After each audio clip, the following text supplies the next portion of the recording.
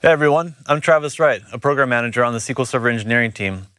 I'm here to talk to you today about what's new in the database engine in SQL Server 2017. The main improvement that we're making in SQL Server 2017 is the introduction of support for SQL Server to run on Linux and Docker. In particular, we support Red Hat, SUSE, and Ubuntu. So what's going to be available on Linux in this first release? First of all, we'll have package-based installation for Red Hat, Ubuntu, and also Docker images available for quick and easy installation and upgrades. We'll also have support for deploying into container platforms like OpenShift, Docker Swarm, Kubernetes, and more. We also have failover clustering available through Pacemaker, as well as always-on availability groups. We have support for SQL Server agent, replication, basically all of the features that you would expect to see from the database engine, with a few exceptions, which I'll go over in a few minutes here. On the programming side, all of the features that we've introduced in the most recent releases of SQL Server on Linux that improve the performance and security of your application are also available on Linux.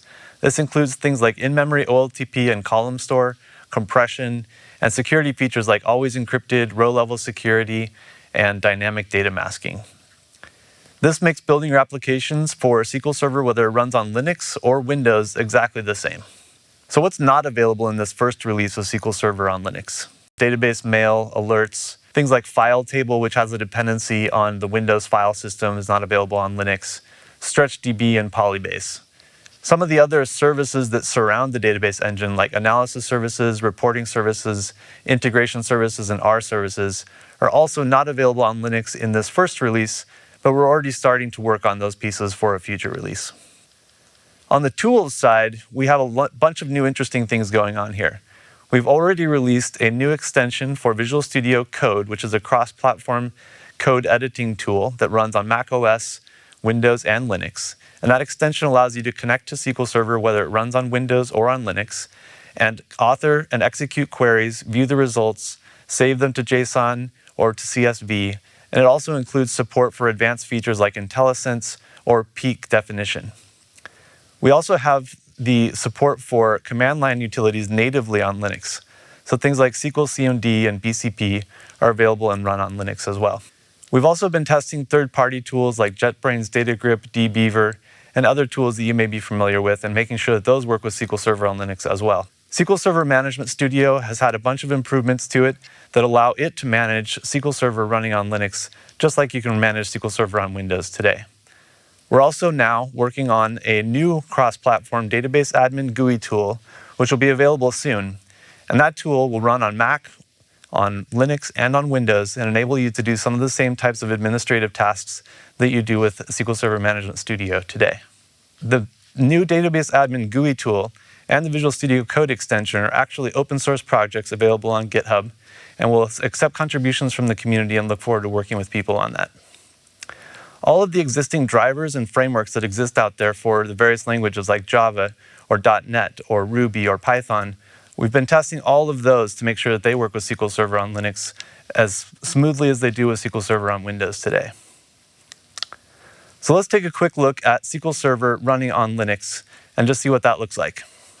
Okay, so here I am on my MacBook Pro. I've got Docker for Mac installed so that I can run Linux containers on my MacBook. And I've created an ASP.NET application that's a Docker Compose application, actually. So I've got one container image, which is web here. And then I've got another one here, DB. And the DB container image is a MS SQL Server Linux image. And when we start this up, it's going to set the system administrator password and accept the license agreement. And on the web side, this will start up and we'll set some environment variables that allow the web application container to connect to the DB container and connect to the database, create the database, and then run the migrations to create the schema so that the application can run. So let's go ahead and Docker Compose up our application. So go ahead and create both the web app DB container and the web app web container, and then connect the two of them up together. Okay, so most of this output here is SQL Server starting up. So again, this is SQL Server running on a Linux container on my MacBook.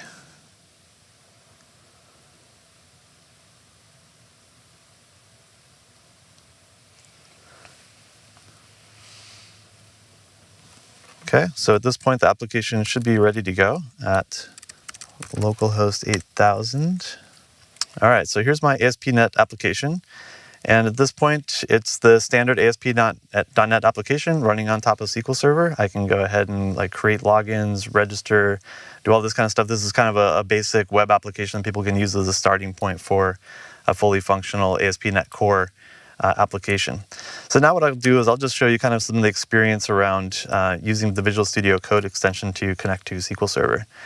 So I'll run Command-Shift-P, which gets me into the command palette, and then I'll type SQL to filter down the list of available commands. And you can see some of the commands that I can choose, for example, to connect or disconnect or execute a query against SQL Server. So here I'll choose connect, and it's prompting me that it wants me to change the file format of this particular file to be a SQL file. So I'll do that.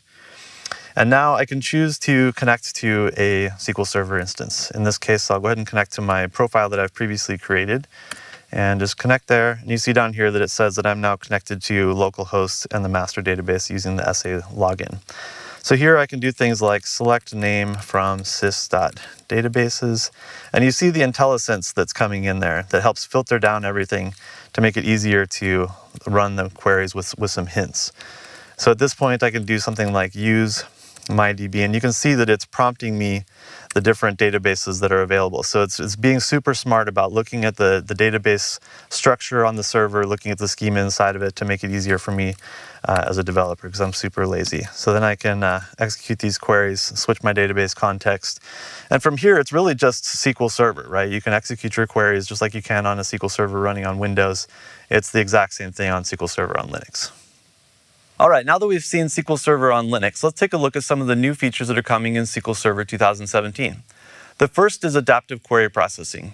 Here, we're able to improve the performance of your queries without you having to modify your code in any way by choosing better query execution plans, and as we're running the query in real time, modifying the execution plan for that query to better perform and return the results faster. The next is graph. Here we're introducing graph data capabilities into SQL Server so that you no longer have to have a specialized graph database to store graph type data.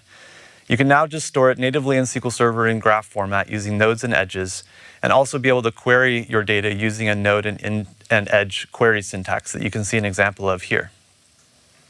Next is resumable online index rebuild.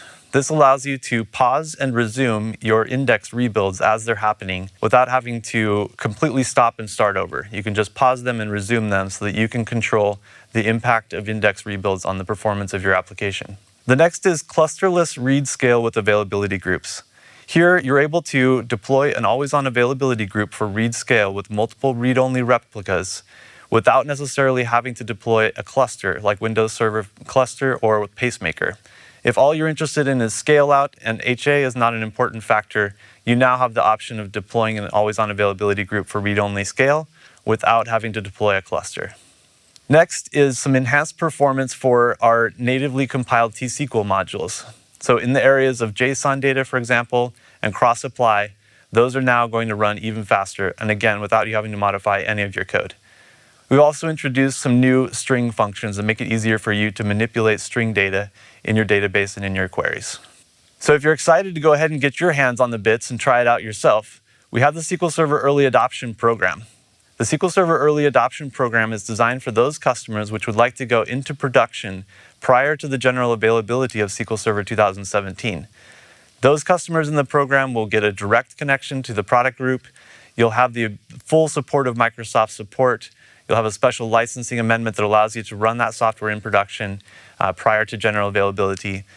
If you just want the bits, please go and grab those. If you're interested in actually getting into this program, getting the bits into production prior to GA, please go and sign up here at the link on the slide, aka.ms/EAP signup. So thank you very much for learning more about the new features that are coming in the SQL Server database engine in SQL Server 2017.